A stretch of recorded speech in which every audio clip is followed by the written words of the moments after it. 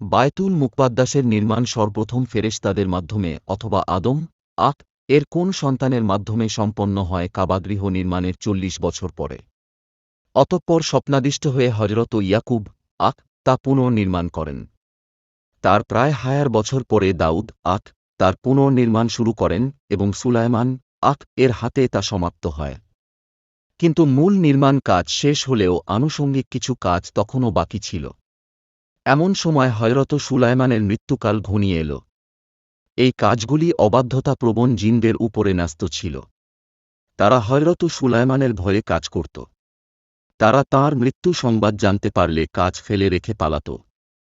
ফলে নির্মাণ কাজ অসম্পূর্ণ থেকে যেত।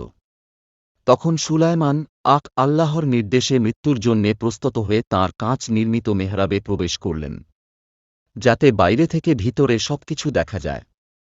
তিনি বিধানানুযায়ী ইবাদতের উদ্দেশ্যে লাঠিতে ভর করে দাঁড়িয়ে গেলেন, যাতে রূহ বেরিয়ে যাবার পরেও লাঠিতে ভর দিয়ে দেহ স্বস্থানে দাঁড়িয়ে থাকে। সেটাই হল।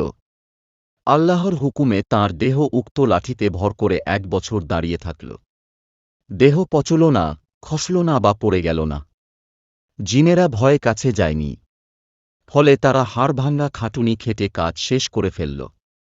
এভাবে কাজ সমাপ্ত হলে আল্লাহর হুকুমে কিছু উই পোকার সাহায্যে লাঠি ভেঙে দেওয়া হয় এবং সুলায়মান এর লাশ মাটিতে পড়ে যায়। উক্ত কথাগুলি আল্লাহ বলেন নিম্নোক্তভাবে। অতঃপর যখন আমরা সুলায়মানের মৃত্যু ঘটালাম, তখন ঘুন পোকায় জিনদেরকে তাঁর মৃত্যু সম্পর্কে অবহিত করল। সুলায়মানের লাঠি খেয়ে যাচ্ছিল।